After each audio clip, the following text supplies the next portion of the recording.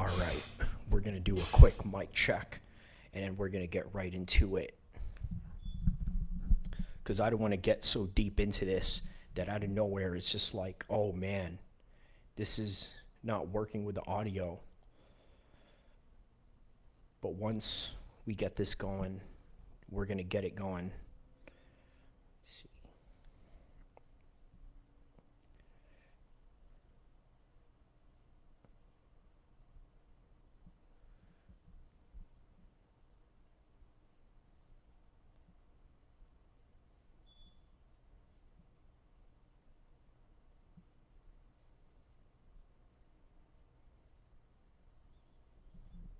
Mic check 1 2 1 2.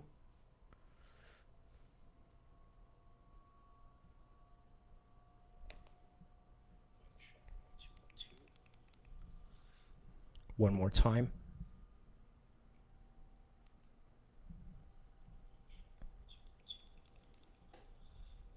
One more time. All right, so there it is. What an amazing boxing event with Ryan Garcia and Tank Davis. Now, of course, whenever you have a situation like this, you always wonder to yourself, what are the storylines? Who are the good guys? Who are the bad guys? Who deserves it? Who doesn't? The reality is nobody deserves anything other than who is the best and who gets to take it, and whoever really is the most deserving guy in terms of the work that they put in terms of the years and the dedication that they put into the craft of boxing, or whether it would be mixed martial arts or other combat disciplines. Now, hands down, Tank Davis has been through a lot in his life prior to this matchup. And one of the things that he has gone through prior to this boxing match was he had some domestic issues going on with his partner. He had some troubles with the law. And Ryan Garcia, prior to that, he was a social media star, hanging out with the likes of Logan Paul, Jake, all these guys. Basically, the stereotypical Gen Z type of character that everybody wanted to get behind with. He had the look. He was from a place where it was very easy to catch clout, because let's face it, if you live in Los Angeles, in the way that, let's say, rap acts and musical acts such as NWA, Dr. Dre, The Game, and all these other guys that had this advantage, guess what? If you're in the world of combat sports, such as Ryan Garcia, you're really no different than that. So you look at somebody like Tank Davis, you're thinking to yourself, my God, this guy is a thug. This guy is a hooligan. This guy is a hoodlum. Because of every single stereotype that you could just imagine this kid to be. But the reality is that he had a very tough upbringing. A tough upbringing in ways where it was just rather difficult to deal with the circumstances of growing up in Baltimore. For those of you that don't understand, Tank Davis comes from a place in Baltimore where it was written inspiring the story of The Wire from HBO. If you guys don't know The Wire, it's basically a show where they had a lot of drug deals, a lot of police sting operations, and all these things that you could think of that are just a crazy environment within the northeast of the United States. But nonetheless, he came out of it. He was able to rise above this negative environment and made himself into one of the greatest boxers right now in the modern era. Now, you're probably thinking, what do you mean by saying he's one of the greatest boxers in the modern era right now? Well, what all I'm saying with that is the simple fact that the guy is now creating himself into this stratosphere of superstardom, probably even more so than Ryan Garcia. I mean, you got to think, prior to this, he had Denzel Washington come to his fights. He had Madonna come to his fights. He had maybe even Barack Obama, I think, tweeted or talked about his fights somewhere down the line. Nonetheless, the guy is an absolute superstar, and tonight it just catapulted him into a whole new level. Now, with Ryan Garcia, what happens to him after this? Well, the reality is that we don't know, because situations like this can either make or break a fighter, right? Like, for example, you look at Cyril Gane in MMA. He had that fight with Francis Ngannou where he lost by decision. Then what happens afterwards? He gets a shot at headlining a fight night in Paris, gets a win, and then gets a title shot in the vacant title against John Jones and just absolutely blows it in ways that he got finished in the first round and just wasn't able to recover. Now, there have been many situations in combat sports where you've seen guys lose very big matches and then just come back later on, but maybe in a different way. Like, for example, you look at Chad Mendes. The fight that he had with Conor McGregor, that was a pretty big matchup. When you say, I mean, he had Sinead O'Connor walk him out. I'm talking about Conor McGregor. And then Chad Mendes, he had Aaron Lewis sing him out in the same event with this epic proportion of a fight that, I mean, come on, let's be honest. It was a fight that was originally supposed to be for Jose Aldo and Conor McGregor. But obviously, Jose Aldo had to pull out, and then Chad Mendes came in, and this is when Conor won his first interim 145 title back in 2015. And by the way, what about Conor McGregor shouting out this fight, promoting it in social media, and then prior to the fight, he says something to the effect where, you know what, it's not smart for you guys to go out and place these bets talking about how you're going to do like a winner takes all type of situation, right? You know, you guys work hard. There's a lot of luck that comes into this, and sometimes you don't know what's going to happen, so just take your cheese and bounce. Well, he's got a lot of point there, right? Because a lot of luck has something to do with combat sports, and in more ways than one. Now, if you guys look at my personal page on Facebook, I remember posting a retirement speech or a Hall of Fame speech by Khabib, where he says something along the lines where a lot of people forget about Allah after they obtain success. By the way, I'm paraphrasing. I'm not reading this or remembering this in any way or claiming that these are the exact words that he said, but something along the lines where when people obtain success, they forget about Allah. They often believe that it is their own hard work, it is their own determination, it is their own fierce and will that got them there, but forgetting that perhaps maybe it is Allah that got them there. And that's kind of what Conor McGregor means when he said something to the effect where you guys can't go out and bet on these fights and a winner takes all type of situation because a lot of luck has something to do with it. Go out and earn the money that you've earned while you train for this because this is a very short career.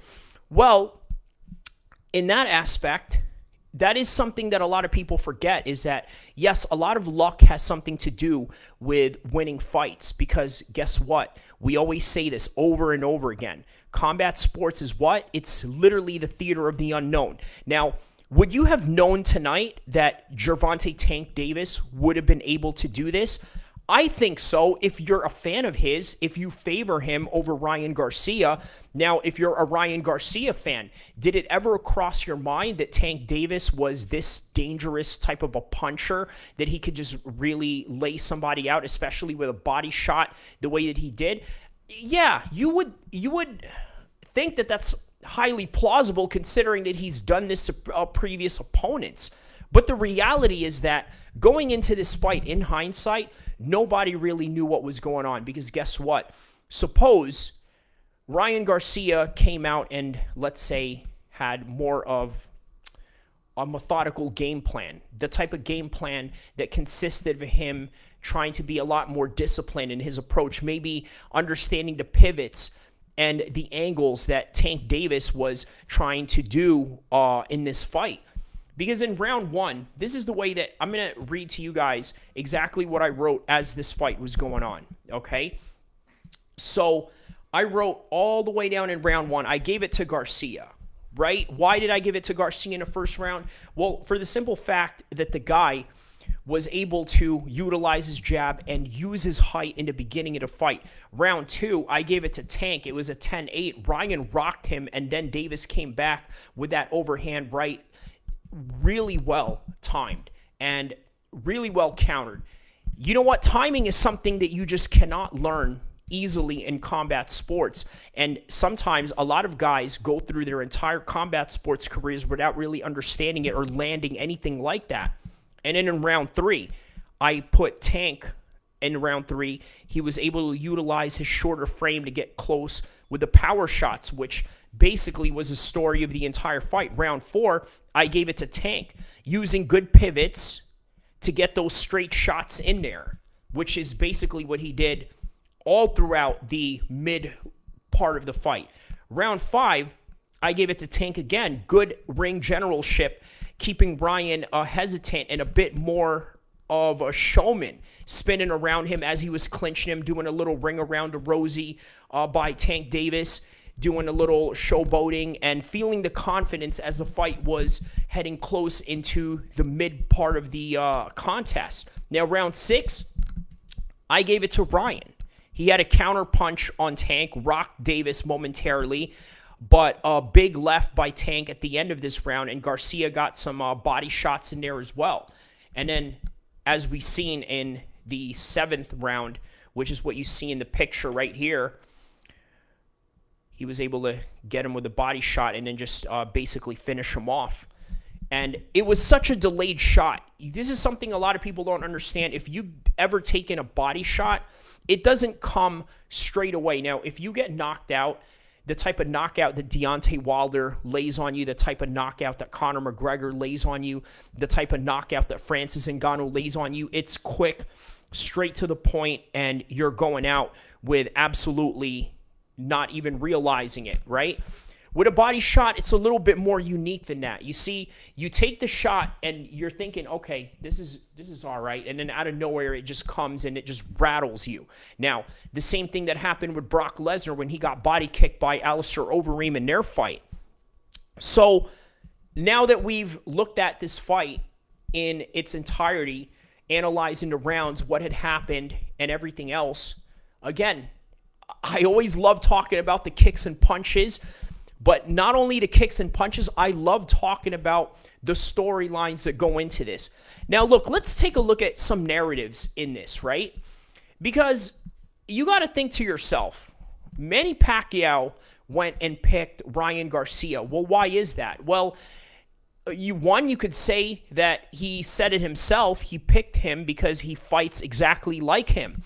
Or is it that maybe he looks at somebody like Ryan Garcia is more of the clean-cut guy, the guy that looks like he's more of a gentleman, as opposed to Tank Davis. The guy is tatted up from head to toe all over his body, and you got to think to yourself, if you're Manny Pacquiao, who's a senator, who prides himself in being this type of guy that likes to be everybody's friend, likes to be fan-friendly, who would you go with, right? Would you go with somebody like Ryan Garcia, who is a pop icon in a sense of the way that he's a social media type of guy with these new generation kids?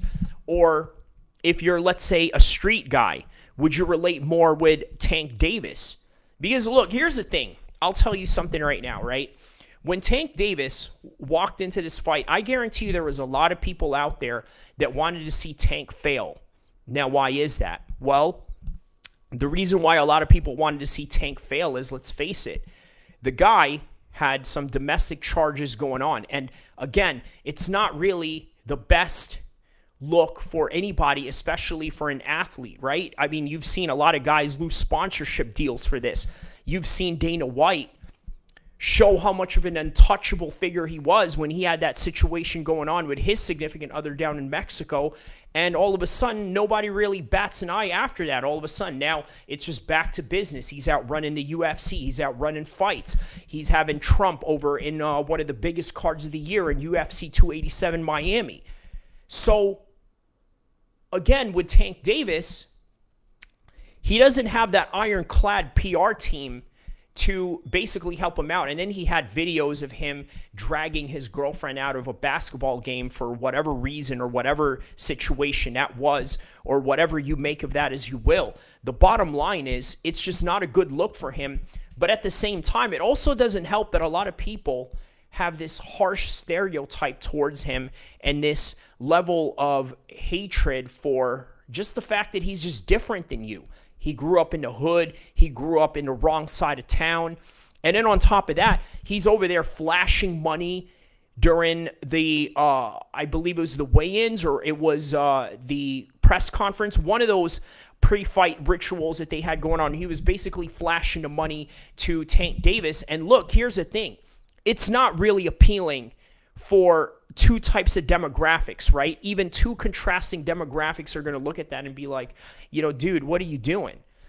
A rich guy, let's say somebody like Mark Zuckerberg, you look at him, he wears the same clothes every day. It's not really the most extravagant dresser, doesn't really wear designer clothes or this and that. And he's one of the richest guys in the world. But he's going to look at Tank Davis. Now, I'm not saying that he specifically, but somebody in that stature, right? Because there's a lot of rich guys out there that really just don't go out there and flaunt it like that. They live very frugal, and then on top of that, they live very low-key, so you never know that they're going to be rich. But if you come from the hood and you came from nothing, and you had basically zero to your name, and all of a sudden now you just came up with it, I'm telling you, man, it's a different kind of vibe. You're going to want to show the world like, hey, look what I got. Because you got to understand, sometimes when you come from that negative culture, right, where everybody is broke, everybody doesn't have money or this and that, and then they tell you all your life you're always going to be broke. You're never going to have money. You're never going to have anything. You're never going to be successful. You're never going to have the career that you want. You're never going to get out of the ghetto. You're never going to become champion. Man, you know what? I tell you, that breaks a lot of people down in ways that you cannot understand. It also hurts a lot of people. It hurts a lot of people in ways where they think to themselves, my goodness, man, maybe I'm not good enough. And then their low self-esteem starts kicking in, and it just boils over, and then it just continues and exacerbates to the point where a lot of these people sometimes can go to the extreme and do harmful things to themselves because they just can't take it anymore. Or it goes into the complete opposite end of it, to where these people just become an absolute menace in more ways than one. Not a menace per se in a sense where they're a danger to society, but sometimes they become narcissistic in a way where, like, you know what? Now I've risen above this situation from a situation that I really didn't like, a situation where I was not in one of the best statures ever. Well, now I rose above it. Now I want to show the world. Right? Because you got to think. Let's think about this. If you were a rich guy like Mark Zuckerberg and you weren't really poor in the way that Gervonta Davis was, because you got to think, right? Somebody like Mark, he went to Harvard. Yes, he did get kicked out. He didn't finish or this and that. But the fact is, he had some kind of family connection or some kind of family legacy that allowed him to be able to go to Harvard University. Okay, so of course he's not going to be extravagant. Of course he's not going to go out and ride around in a Ferrari or a Bugatti or a Lamborghini or a Range Rover and flash it in front of your face or anything like that. Of course he's not going to do any of that. But when you're Tank Davis and you came from a situation like Baltimore, a place that was inspired shows like The Wire and whatnot, you got to think to yourself, man, I've really got something to prove to everybody. And you know what? I'm not here to judge who is the good guy or who is the bad guy between Ryan Garcia and Tank Davis. But one thing you can be sure of, and one thing you can really take from this lesson, is that none of that matters. Because by the end of the day, this is the beautiful thing that I want you guys to understand about my channel. I'm not here to depict anybody as a good guy or as a bad guy. I'm here to depict to you as classic journalism of giving you the full story from a balcony point of view, to where I have no bias into one guy or the other. I mean, look, you want to talk bias? To be honest, I wanted Ryan Garcia to win, and I'll tell you why. Because you look at what's going on in California right now, right? You got 4 California teams in the NBA playing. right? Never in history. And then the Sacramento Kings, our local team here in Sacramento, they made the playoffs. And not only they made the playoffs, guess what? They made the playoffs ever since 2006, right? It was the last time they made the playoffs, and now it's a great underdog story. And of course, Ryan Garcia can be a part of that because guess what? He's from California. So that's the story, and that's the narrative of why, biasly speaking, I wanted to see Ryan Garcia win. But guess what? In the other side of that, I also forgot the type of underdog story that Gervonta Davis has going on. Because let's put this in perspective. Ryan Garcia, I noticed in the commentary tonight, they mentioned something to the effect where he grew up playing baseball. And why I find that interesting is because you got to take into consideration, right? Most American kids want to be athletes at some point of their life, whether they want to be baseball players, whether they want to be basketball players, or whether they want to be football players, or whether they want to be boxers, or in the modern context of today, maybe they want to be MMA fighters or BMX riders, or maybe even skateboarders like Tony Hawk or hockey players. Whatever it may be, in every American kid, and maybe even across the Western world, at one point in their life, they've all dreamed of becoming some kind of athlete. But Tank Davis didn't have any of that. All he wanted to do, ever since he was a kid, was box, and that's exactly what he did. He boxed from the time he was very little, from the time that he was older, and then he got into the pros, and here he is now fighting for championships and fighting for the biggest prizes and the biggest clout events in the world today, which is what just happened with Ryan Garcia. So this is all that he knows.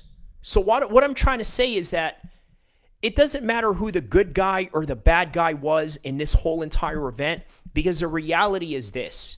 The reality is that Tank was prepared. He was prepared in ways that was just way too dynamic for Ryan Garcia. Because what did Ryan Garcia have?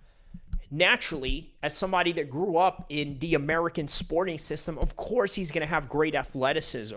Of course he's going to have great speed. And he's shown that. But Tank Davis showed why he's an absolute veteran of the boxing game, why he is a master at his craft. The pivots that he was able to do, the timing that he was able to pull off. This takes years to master. You can't just master this just out of nowhere and say to yourself, you know what, I'm just going to decide to be a boxer or an MMA fighter now. I'm just going to decide to do this. It doesn't happen like that, especially in wrestling. I mean, you look at wrestling, it is one of those things where there is no luck that plays into that. The best guy is always going to win. The guy that has grinded all throughout the years is always going to have the upper hand of that situation. And in boxing, sometimes it's like that. With Tank Davis, that's exactly what you saw tonight. You saw a masterclass of performance that was years of accumulation. And then with Ryan Garcia, what you saw was the deficiencies of what he wasn't able to have all throughout those years, where basically he concentrated on other ventures such as baseball. And then later in his boxing career, maybe the fact that he was too busy hanging out with social media stars could be a factor as well. Or it could just be the simple fact that Tank Davis is just as great as he is and as good as he is. So that's that. Now, in the other cards tonight, well, yeah, I saw, Gabe Rosario in the undercard. He got beat soundedly in 10 rounds and whatnot. I mean, a situation like that, you got to think it's very similar to what happened in the other fights tonight with the UFC, right? Because the UFC had a fight night tonight with Curtis Blades and Plavovich, a big Russian guy, right? Upcoming heavyweight. And then you got to think, you know what? This isn't the first time that Curtis Blades had his lights taken out. So you got to think in the same situation with Gabe Rosario, is it like time to hang up? When is it time to hang up. And you know what? This is one of those things that I always love talking about in this particular podcast is, when is it okay to retire and when is it okay to keep on going on? Because there are situations where guys get laid out and they continue on and they're never the same again. I mean, look, you look at Ricky Hatton. He was in a fight just like tonight, in a sense where it was a big hype, big promotions. They got the whole Access show going on. They had the whole big build-up.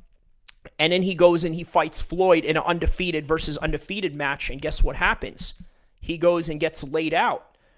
And then was never the same again. And then he goes and fights Manny Pacquiao and then gets laid out again. Was never the same. Same thing with Ronda Rousey. She gets laid out once.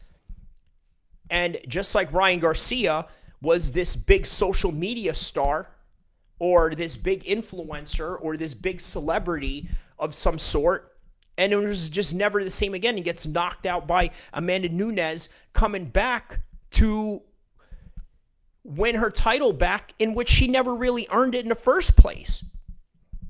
So that's that. That's the reality of these fights, and that's the reality of a lot of these people's careers. Now, with Ryan Garcia, it remains to be seen. That's the beautiful thing about this. Because, look, here's one thing that you got to keep encouraging in boxing, right? You got to continue to encourage fights like this where you have guys take the risks that they need in order to encourage the other guys, such as Errol Spence and Terrence Crawford. Now you got Fury being called the coward, trying to take the Mayweather route in the way that he's trying to duck Usyk. Maybe he's just waiting for Usyk to go back to Ukraine and deploy for duty. And maybe he's just waiting for him to somehow diminish in a way that Floyd Mayweather was waiting for Manny Pacquiao to get older, right? Because this is all strategic. Now, look, let's talk about that, right? Why aren't a lot of these boxers going out there taking these fights the way that they should? Is it because of the whole Mayweather thing where he's encouraging all these guys to go and take this situation where they're basically, you know, taking the safe route, taking the route where they're being strategic rather than being brave or this and that? Look, as a fight fan, I'm going to be honest with you, it's quite annoying to see that. As a fight fan, you're going to be annoyed. But guess what? I always say this over and over again. If that was your son, daughter, father, mother, or whoever in your family, cousins that are out there fighting, you would not want them to take the most dangerous fights. Because guess what? When Tyson Fury was coming off of that situation where he gained a lot of weight and he had this mental health issue that he had going on, which a lot of people like to fall back on whenever they, I don't know, go through some things. That's not for me to judge or whatever. But nonetheless, his father was saying, he's like, hey, listen, Tyson, you can't go in there and fight Deontay Wilder. This guy's going to knock your head in. Right? So he's not going to go do it. But he did. Because for whatever reason, he saw something in Deontay Wilder that said, I could take this guy.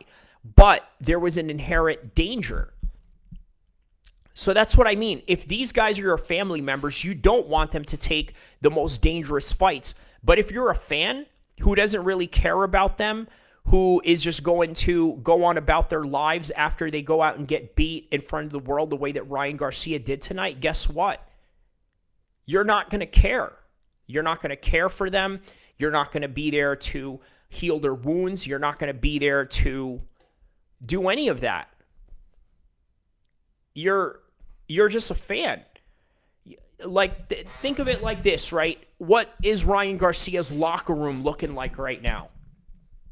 Do you think those same fans that are on his Twitter account are there or whatever? You know, what about the people in the arena? What are they doing?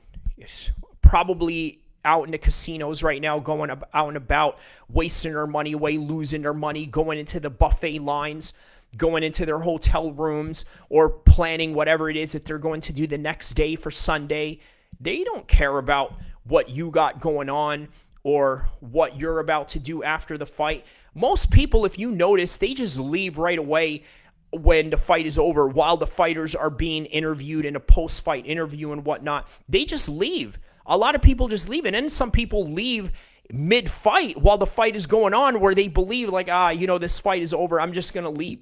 Just like what happened in the Leon Edwards Usman fight in Utah. I heard from people that there were some people in the crowd that just basically bounced right before they could even see Leon Edwards knock out Usman. Why is that? Because they were like, yo, Usman got this in the bank. This is another one of those Usman fights where he's just going to lay on top of this guy and he's going to ground and pound him, and then lo and behold, he gets that head kick, and those people that walked away didn't really get to see. They don't care. That's the point that I'm trying to make. These people don't care. So the fact that they don't care, guess what? As a fighter, what are you going to do? You're going to do what is best for you. So if you're constantly complaining about like, oh, well, why are these fighters not taking these fights or this and that? That is why. And believe me, I'm a fan just like you too. I'm an observer of this sport just like you as well. I love this sport just like you as well. I love seeing all the big fights. I love seeing all these big events where a lot of big things are at stake. I love all of that. But the reality is these guys are human beings, and they're going to operate as such. They're going to operate as human beings. They're going to operate for the best possible safety of their family members. They're going to operate in the best possible safety of their friends, of their fighters, the trainers that have to see these guys in the back locker room bleeding their noses out, bleeding their eyes out with bruises and the damages that they have to take. And then on top of that, the possible early dementia that they could suffer later down their life. So whenever you talk about, oh, these fighters are cowards, they don't want to take the fights or this and that, guess what, man? There's a part of me that agrees with you, but that's just the fan of me talking. But then there's the other side of me that understands and knows what it's like to be in there, inside of a cage, inside of a ring, inside of a mat, inside of a competition of which a lot is at stake, where a lot of people are watching you, and then the possible damages that you can take. Those are all ever-present realities, clear and present dangers that you have to deal with as a combat athlete. So you have to be very careful when you call these guys cowards in whatever state you're in, or whether you're in a state of excitement as a fan, or whether you're just drunk because, you wanted to see a good fight and these guys are not out there slugging the way that you want it to be. But hey, the way that I look at it is, this is why this sport is not for everybody. It's not for everybody as a fan to watch, and it's not for everybody as an athlete to be part of. That's just the reality of it. So I'm giving you guys a different perspective on what a lot of these journalists and maybe even other fighters are never going to tell you. Because guess what? All of this is the truth, the God-honest truth, so help me with that. And that's just what it is. And you know what? Here's the thing. Sometimes in combat sports, not everything plays out the way that you want it to play out. Now, a couple of weeks ago, they had that UFC card with Max Holloway and Arnold Allen. Max Holloway, in my opinion, I think has taken a significant amount of damage in his entire career.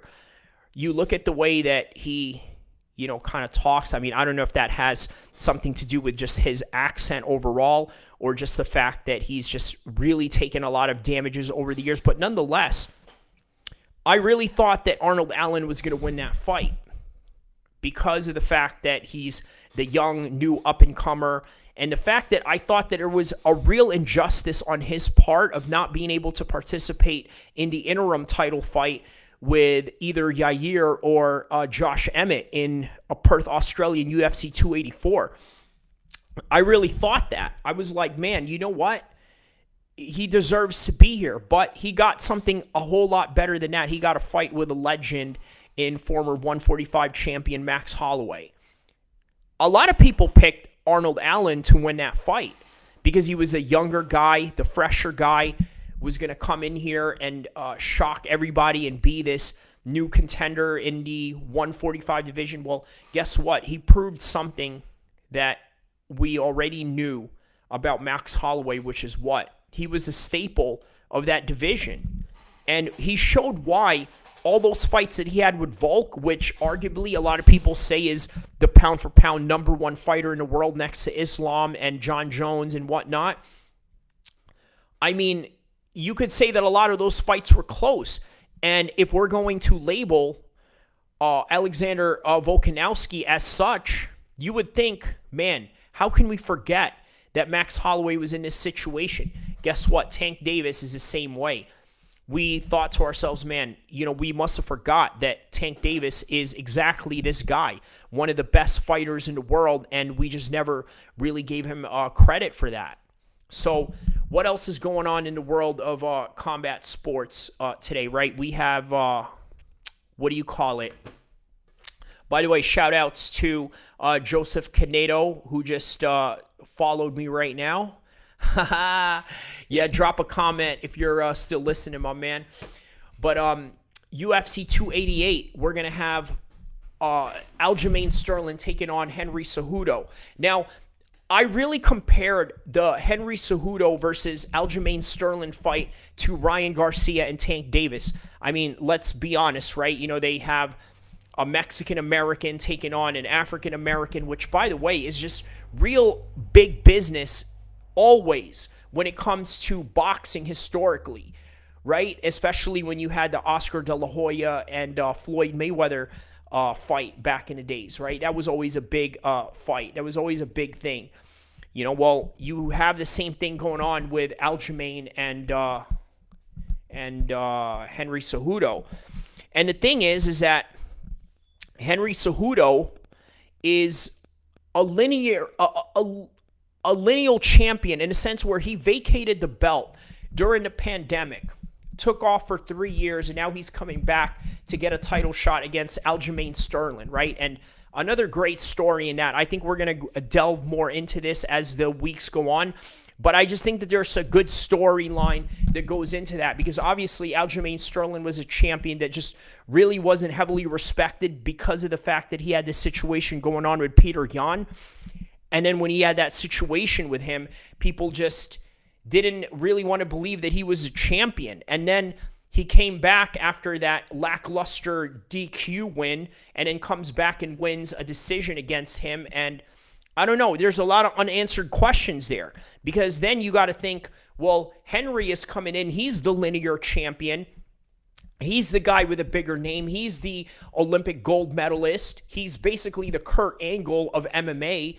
And on top of that, he's got this thing going on with Aljamain Sterling where, I mean, look, I don't want to make this into a racial thing, but like what I said, right? The biggest fights that, have been produced in combat sports have always been with an African-American fighter taking on a Latino fighter. And then, historically, if you look at, through their beef, there was a situation where Aljamain Sterling got called Aunt Jemima by Henry Cejudo, which he took as a real serious racial connotation behind that. But nonetheless, that's one thing that I noticed with this Ryan Garcia and Tank Davis fight. I didn't really see any of that, right? There wasn't really this high sense of racial tension that they had when Floyd and, let's say, Oscar De La Hoya fought. Not to say that they had any racial tension against each other in any way or anything like that, although they did kind of play into it subliminally, but not overtly. However, there was none of that with Tank Davis or Ryan Garcia, and I think there's a good reason why. I think the reason why there wasn't really much of that to any degree was the fact that I think this is a new generation, right? And because it is new generation, I think they're going to push back on that a little bit. And I think that they're going to be a lot more careful. And not just careful, but I think they're a lot more conscious in that. I think it really is genuinely the way that a lot of these people are in this particular generation. They're just not the type of people that's just going to, let's say, bring race into this situation, right? And if anything, they're going to go and cancel you for it. They're going to go and try to dox you and do all these types of things. And this is just a new generation that I think represents somebody like Tank Davis and Ryan Garcia. So they're not really playing much into that. in that kind of aspect, which I think is kind of refreshing and a little bit different in boxing. Of course, you're going to have the right-wing guys who are going to say, yeah, this generation is weak, this generation is this and that. They're a bunch of wussies. Or look, there's some truth to that, right? Is there a little bit of a sense of entitlement in this current generation, in this current time? Absolutely. There's some reality to that.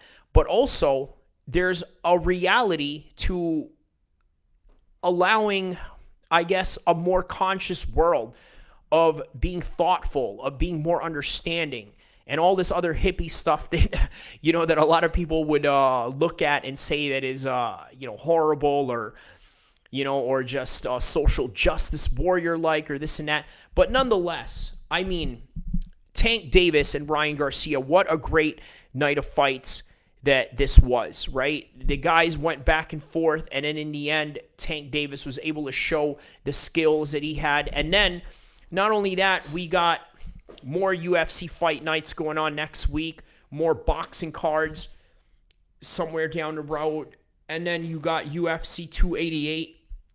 And by the way, how about this? Bilal Muhammad and Gilbert Burns getting a co-main event spot for that particular card. Now, how awesome is that, right? Because here's Bilal Muhammad, who was in a very similar situation with Leon Edwards from back in the days, right? When Leon Edwards was really trying to get a title shot, but wasn't really getting any time or clout of the day. And why? Well, for the simple fact that the guy was just not compelling in the way that he promoted himself. He was not the type of guy that was out there trash talking or had really this weird persona that Colby Covington had, or didn't have the type of flair that, let's say, Conor McGregor had. So Bilal Muhammad is kind of facing that same situation right now. Well, Gilbert Burns has already been on top of the mountain in terms of getting a title shot from Kamaru Usman, and now he's trying to get himself right back up there. So what happens with Gilbert Burns? He goes and gets a win over Jorge Masvidal, a big name, one of the biggest names in the sport, basically retires him, and then gets called to go fight 2 weeks later. Now, what do I think about this matchup with Bilal Muhammad and Gilbert Burns? I'm going to go more into it in later down the weeks of this particular fight. But what I'm going to say right now is I think there's a 50-50 fight. They're very even going into it because Bilal Muhammad is coming off of Ramadan, right? He's fasting throughout the entire month, and now he's going in here with a guy that fought 2 weeks ago.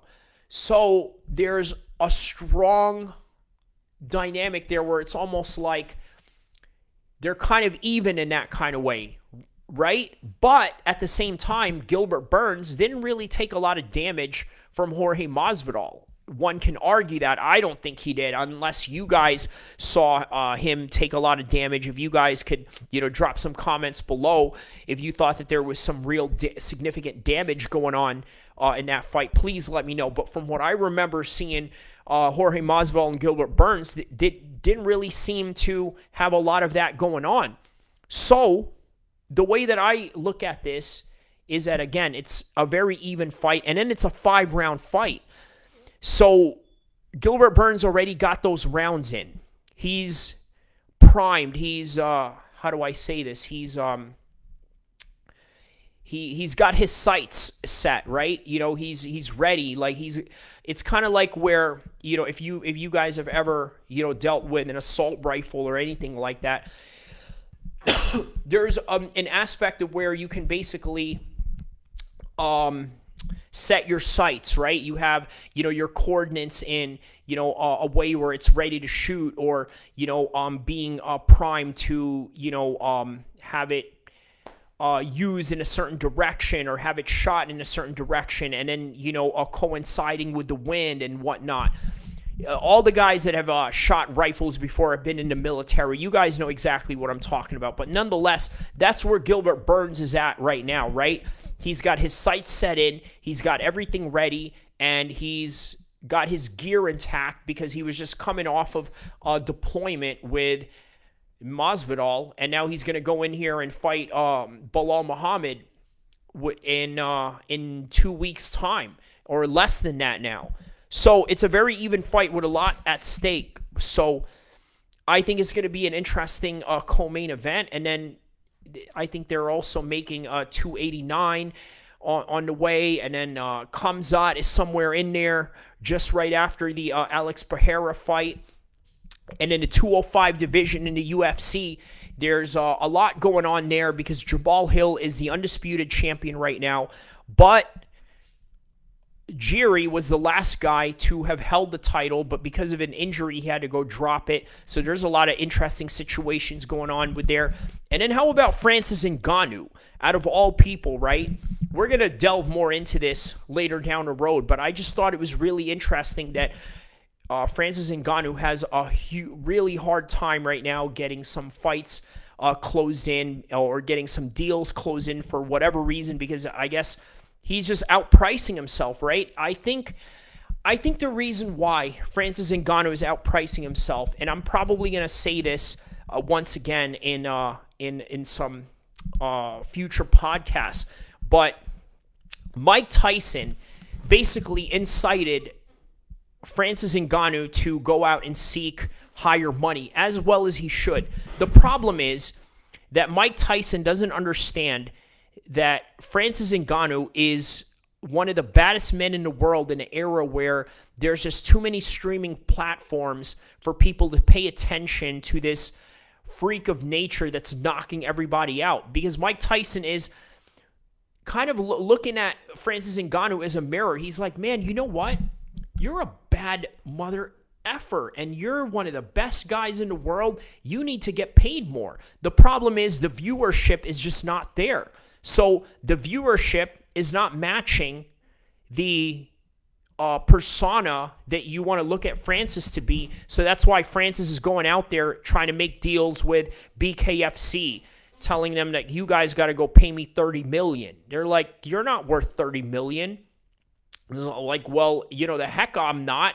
Mike Tyson says I am. Well, Mike Tyson doesn't understand any of that. Guess what? Shout out to Mike Tyson, by the way, because Mike Tyson is actually the guy that made this fight with Ryan Garcia and Tank Davis. If you guys remember, Ryan Garcia was a guest in Mike Tyson's Hot Boxing podcast, and then they went out and FaceTimed Gervonta Davis. And you probably think to yourself, like, man, you know what? This was not in the radar of Gervonta Tank Davis in that particular moment. But the fact that now you got Mike Tyson trying to pull your macho card, you're going to think twice about that. You're going to think, man, you know what? Maybe I should rethink this and, go on and do this fight with Tank Davis. I'm sorry, Tank Davis should do this fight with Ryan Garcia, as Tank Davis is saying that to himself. Because I don't want to look like no punk. And by the way, this is the same reason why they went out and tried to do this outrageous bet of like, oh, we're going to do a winner-take-all, type of gambling situation going on. And it's like, it's just all macho bravado by the end of the day. But guess what? Sometimes macho bravado is not only a mind game psychological trick, but it's also an aspect of, how do I say this, a strategy of trying to get these guys in a ring. So shout out to Mike Tyson. He's the guy that was able to basically put this fight together in one way or another. But once again, now that you have this fight going on, now I'm mentioning all these future fights in the UFC, as I just mentioned earlier. Now let's talk about the possible matchups that they're going to have in the future with boxing. Right, so now the Saudis have this thing where they have a promotion called the Skills Challenge, right? Look, if you guys know anything about the Saudis, I mean, they are one of the most richest countries in the world, if not probably the richest. And now they want to get into boxing. Because guess what? What is one of the most common issues that a lot of boxers have when they say that they can't... when they can't get the fight going on? What is one of the most common issues that they have? It's always money. So if money is always going to be the constant issue of why certain fights can't be made, then the Saudis are going to come in and say, we'll fix all that. Because guess what? We're going to pay you whatever it is that you want and then some more. So, skills challenge. Now, Usyk and Tyson Fury can possibly be made. And if it's not made, guess what? It is probably the fault of, let's say, either Tyson Fury or Usyk. Although, you could say that Usyk seems to be the more eager of the two. He was talking about taking a 30 out of 70 in the percentage cut with a fight with Tyson Fury. So you got to think he's really eager in wanting to take this fight. But Tyson Fury is not for whatever reason. Why? Well, I mean, come on. If you understand boxing just enough, you would understand how much of a bad matchup Usyk can be for Tyson Fury. Okay? So how about if, let's say, the skills challenge Saudi guys want to bring in Errol Spence and Crawford? They're going to work with both of their promotions and say, hey, listen, we're going to give you this cut, we're going to give you this money, and then we're going to pay everybody, and everybody's going to be happy. Everybody's going to get paid. Just go out and fight. Okay, so the problem is nobody wants to fight still. Well, now we're going to find out who the coward is among Errol Spence or Terrence Crawford. We're going to find out who the coward is among Anthony Joshua or, let's say, Deontay Wilder, because that's part of the skills challenge thing that they have going on too. They're trying to see which one of these guys are going to, I guess, do a co-main event, which is going to be Anthony Joshua and Deontay Wilder. By the way, a fight that we've been wanting to see for a long time. And then on the other side of that, you have Tyson Fury and Usyk, in which we're trying to unify the undisputed World Heavyweight Championship in boxing. And they're not willing to go out and do that. So you got to think, these are the matchups that you're going to see ahead in boxing. And in MMA, it's just going to continue on in the way that it's going to continue on and whatnot.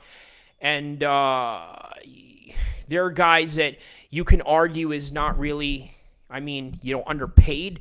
So they're always going to take the fights that they're going to take. And you got to think to yourself, you know what, maybe this is the reason why Bilal Muhammad took this fight in such a short amount of time, and then Gilbert Burns as well, because they know that perhaps they may never get this opportunity again, and then, the pay is just not the way that it is in boxing. And then, and by the way, who heard about the news with Nate Diaz choking some guy out in New Orleans in the way that John Jones choked out Lyoto Machida and then just dropped him on the floor? Some random guy that he got into a street fight with, right? Just that easily, he was able to choke that guy out and then lay him out in the streets. So you got to think, how is that going to affect the up-and-coming Jake Paul fight? Maybe this guy's going to go out and sue Nate Diaz. That's a plausible reality to happen, right? Or does he even know who Nate Diaz is? Maybe he didn't know him, or maybe he didn't know that this is a famous fighter or this and that, and maybe he just, was told eventually, like, hey, look, dude, do you know who you were choked out with? But nonetheless, man, these were all the things that were going on in the world of combat sports while I was practicing Ramadan and, kind of took a break after the Izzy fight. And now here I am back doing some more videos, dropping some more content, and covering this crazy world of combat sports that we know it to be. So a lot of great and exciting fights up ahead. And let's see what other fights that we have going on in the near future. So we have UFC 288 in New Jersey, which is in May 6th. And then there's going to be some interesting June cards. I know UFC usually has cards in June, and last year I believe it was in Singapore where Jiri had that win against Glover Teixeira. So tonight we had Sergey Pavlovich beating Curtis Blades, getting a first-round knockout. Brad Tavares gets knocked out by Bruno Silva in the first round. Bobby Green and Jared Gordon. How about Jared Gordon just not being able to catch a break, right? It gets a no contest. Now, originally they were going to do a knockout, right? They were going to call it a knockout, but Bobby Green headbutted Jared Gordon, which incapacitated him, and the officials got to see that in a replay and then called it what it was. And some other fights, a lot of decisions. Ismael Lucindo beating Brogan Walker. Jeremiah Wells getting a decision over Matthew Slemberger. Song Yadong was supposed to fight tonight. That got canceled. Chris Kiagos knocks out Rick Glenn. And by the way, interesting about Rick Glenn, right? He's competed in the UFC since 2006, one of the longest competing lightweights in the company's history. And then Montel Jackson getting a first-round knockout against Ronnie Yaya, another veteran of the game, right? This guy, I remember, fought Chad Mendes on his way up when Chad Mendes was a prospect. And then Carol Rosa loses to a decision against Norma Dumont. Muhammad Usman gets a win over Junior Tafa. Interesting. Both brothers are UFC vets, right?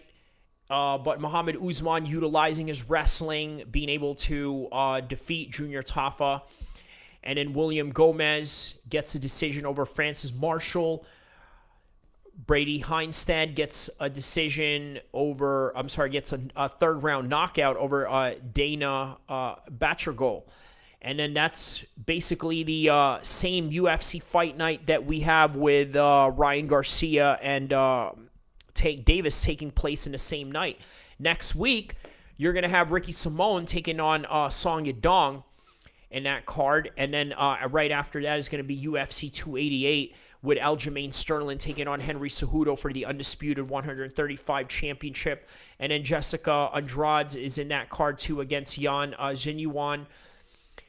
Bryce Mitchell is also in that New Jersey card against another undefeated prospect on his way up, Movsar Elovov. And then Kron Gracie is also in that card taking on Charles Jourdain. How about that, right? Charles Oliveira was supposed to be in this card against Beneil Dariush, but they rescheduled it for UFC 289. And then right after that, you're going to have Rosenstruck taking on Jailton Almeida in the heavyweight division on May 13th. So that's going to be a very interesting card. Then you have Anthony Smith taking on Johnny Walker in the co-main event. And then in that same event at Fight Night, you're going to have Ian Gary taking on Daniel Rodriguez. By the way, just shout out to Daniel Rodriguez. He did an interview with this rapper named Mr. Criminal, who's known to be like this Chicano rapper, essay type of dude, which I thought was really perfect for the UFC's marketing to have him, do an interview with somebody like that. And Rosenstruck taking on Jailton Almeida. Look, here's the thing about Jailton Almeida, right? I'm telling you guys, he is one of the most skilled heavyweights that's on the come up right now. He's a former light heavyweight, and he's moving up into heavyweight because he just doesn't want to cut weight anymore. So it's going to be really interesting to see how a guy like this is going to take on someone like John Jones. And then so that's a fight night in and of itself. So how about that? Jailton Almeida is headlining a fight night on May 13th. And then moving on from there, you have Raquel Pennington taking on Irene Aldana in May 20th. And then in June 3rd, you have Jack Hermanson and Brandon Allen. And not really a card filled up after that. That's just the fight night that they have going on for June 3rd. And then you have in UFC 289, Amanda Nunes taking on Juliana Pena again. Wow, how about that? And then the co-main event of that is none other than Charles Oliveira and Beneil Dariush being moved from the UFC 288 card. And then you have Vittori taking on Cannonier on June 17th. And then on June 24th, you have Josh Emmett taking on Ilya Tapora. By the way, for those of you who don't know, Ilya Tapora, also known as Mr. Hand Sanitizer by none other than Patty the Batty Pemblett, which I think is really interesting because you know what? This guy is really a highly skilled 145er. I'd be interested to see if he's going to move up at 155 at some point, right? But he's taken on Josh Emmett after taking that loss from Yair Rodriguez in the 145 interim title fight of UFC 284 in Perth. And then you have Strickland taking on Abus Magomedov in July 1st. And in UFC 290, you have Brandon Moreno taking on Alexandra Pantoja. And in the co-main event, you have Dricus du Plessis taking on Robert Whittaker. So what's interesting about that is, obviously, Dricus du Plessis has this thing going on with Izzy right now, right? They have this situation where, he's a white South African claiming Africa, but then Izzy comes from the Western world, lives in the Western world, but is African, of African descent. And then there's just this racial tension going on there. And then the fact that, South Africa has had this situation going on with the apartheid. So there's a lot of storylines going on there. Well, from what I hear, the winner of this is going to get a title shot. So if Robert Whittaker is able to beat Dricus du Plessis, which, by the way, isn't that far-fetched because, let's face it, right? Who's the more experienced guy out of the two? Now, does that mean we're going to see Israel Adesanya take him on again? It's almost like Dricus du Plessis needs to really win this fight.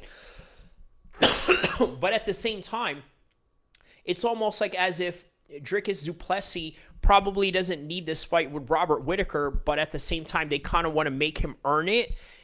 But again, the UFC is not, they'll tell you they're not all about the storylines and this and that. Although it's a great storyline having Dricus du Plessis, a white South African, taking on a real African such as Izzy, who lives in the West, has adopted a lot of Western values in more ways than one, if you notice anything about Izzy in that kind of light. But nonetheless, it's a real interesting storyline. But the UFC doesn't care about that, right? They want to make him earn it.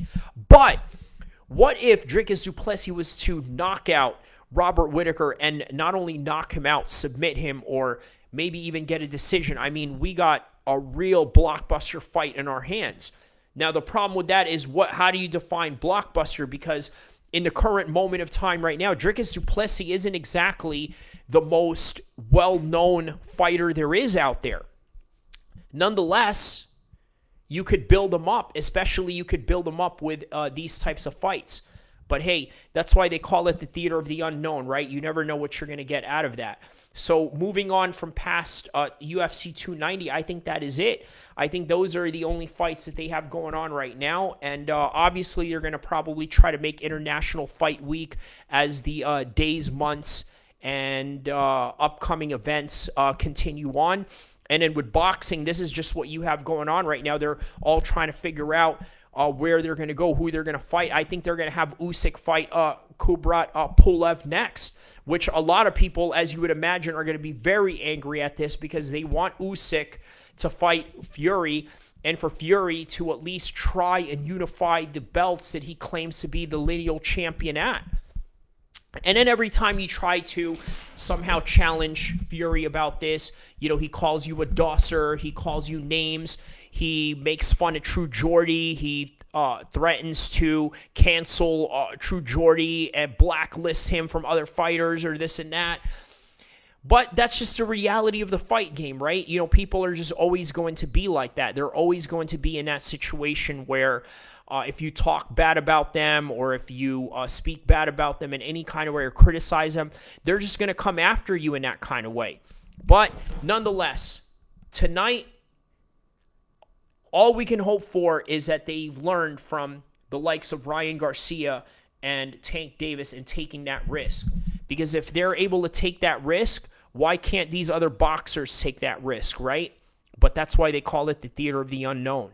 Because you never know what you're going to get in this crazy world of combat sports. So for now, that's all that I've got. Great night of fights with Tank Davis and Ryan Garcia, and more to come with this content as we drop it from days, months, and years to come.